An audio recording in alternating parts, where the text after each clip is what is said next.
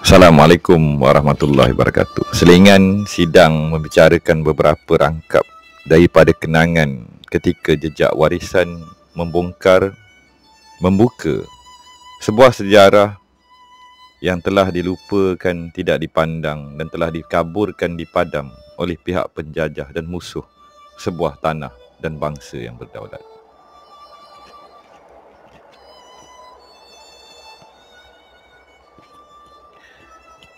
Sebuah sejarah yang lebih tua di selatan Semenanjung menjadi rebutan paksi dan negara besar di suatu ketika. Dirobek, diceraikan, digadaikan, dipinjamkan, dihancurkan. Sehingga mereka yakin cebisan batu dan pasir tanah itu saja yang tertinggal. Khianatnya mereka terhadap bangsa dan manusia seluruhnya bagi mereka cukup untuk memadamkan kebenaran dan tapak tua. Tetapi alam ini masih berbicara. Maka hadirlah saksi demi saksi dan kitab yang menjadi nyata dan yang bukan berdakwat hitam mereka itu. Di penghujung Sungai Muar, itu seorang Sri Kandi dan warisan raja bertahan hingga ke hujung usianya. Di hujung itu juga pusakanya terbenam, menjadi tanda sebuah hak dan hambanya Duli yang maha mulia. Maka itulah bicara Tokku. Wahai Cu, jika dikumpulkan seluruh waris yang masih tersisa, hanya seorang dua yang mampu melihat dengan ikhlas, mendengar dengan ikhlas, membaca dengan ikhlas. Disitulah perjanjian ikhlas termeterai, menjadi sebuah cerita warisan zaman berzaman. Semoga ikhlasnya itu bakal membuka semula dan terbuka semula di persada tapak asal muasal, tapak pesaka tua itu. Jika Tuan hamba benar, maka di manakah kehambaan dan perjanjian lama itu? Cerita perjanjian lama ni bukan lama. Ada orang kata Old Covenant, ada kata New Covenant. Ada kata Old Testament, ada kata New Testament. Perjanjian itu bersama Tuhan semesta alam. Dahulu rakanku mencari tabut, tongkat dan lombong Sulaiman. Tetapi itu semua hanyalah dunia dan kuasa. Kita carilah telapak tua itu dan kini selamanya tanda nyatanya sejarah dan kisah 30 itu. Andai kita malu bertanya, maka sesatlah jalan. Hanya yang mencari jalan bertanya. Apakah soalannya? Sebuah sejarah, sang pelarian tumpas dan tumbangnya berantakan seluruh kerajaan Nusantara. Seorang pelarian dikejar, dihalau. Mereka bersenjata, mereka kuat, mereka samsing, mereka penguasa. Mereka taiko dan mereka kongsi, mereka ramai. Mereka mengaku raja dan mengaku Tuhan. Maka larilah dan mencarilah hamba itu jalan pulang.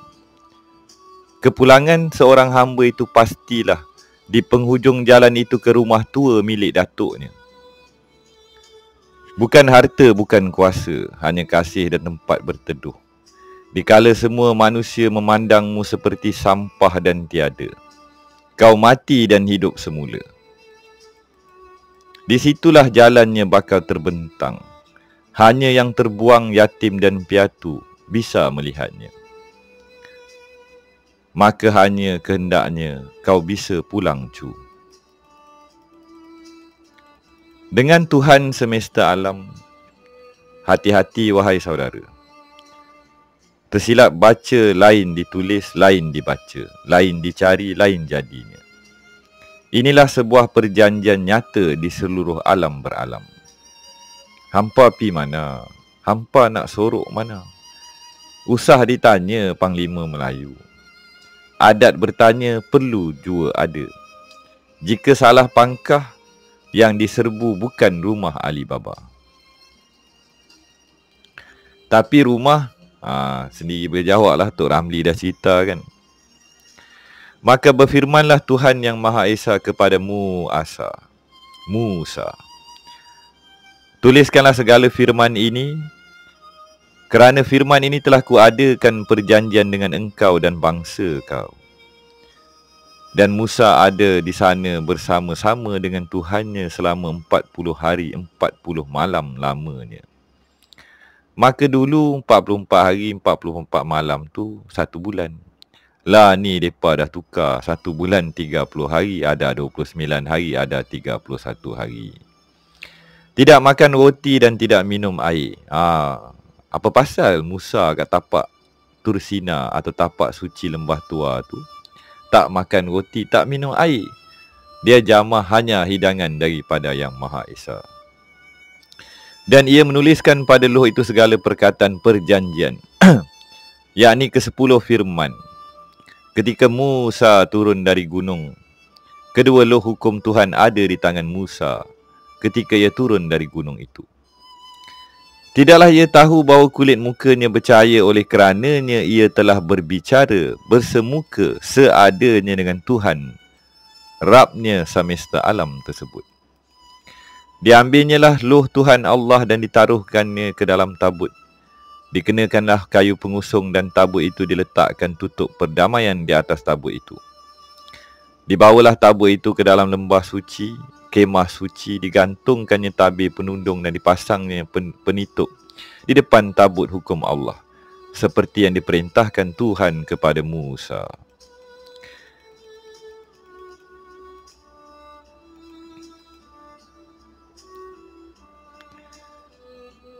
Selingan kisah harta tanah Melayu. Diandaikan 3 ke 6 bilion zamanlah ni cuba dibawa lari dan tenggelam di Selat Melaka. Belum dicampur dengan harta Tanjung Jaga, Singapura, Lukut, Linggi, Perak, Kedah, Langkawi, Panhang, Terengganu, Kelantan dan seantero Semenanjung. Mungkinkah 600 bilion? Mungkinkah 1 triliun? Yang udah depa cuba sakau atau tertanam lagi di dalam laut. Meriah sungguh lanun-lanun zaman dahulu kala, sampailah ni masih main ratusan juta, bilion atau triliun. Khazanah bangsa yang tinggal hanyalah kerih busana, tanjak kain sarung, rumah papan, balik papan. Balak pun depa dah kebas. Pening cucu nak audit. Tu baru 1 kapal. So kena kasih cuci selai demi selai rambut. Wahai anak bangsaku, supaya semangat dan bangkitnya mereka tu baru betul. Yang lain udah gagal atau ada racun dan virus, tu pasal tunggu 100 tahun pun tak selesai. Maka kabinet demi kabinet bukalah kabinet baru, lembaran demi lembaran. Maka selingan tuan-tuannya, beberapa tulisan di suatu zaman pertengahan dan di penghujung jejak warisan sebelum PKP. Lah ni dah tak boleh berjalan dah kan? Sekatan demi sekatan. Andai terbuka hati mata pendengaran dan kebenaran yang hakikat sebenar-benarnya sejarah sebuah bangsa.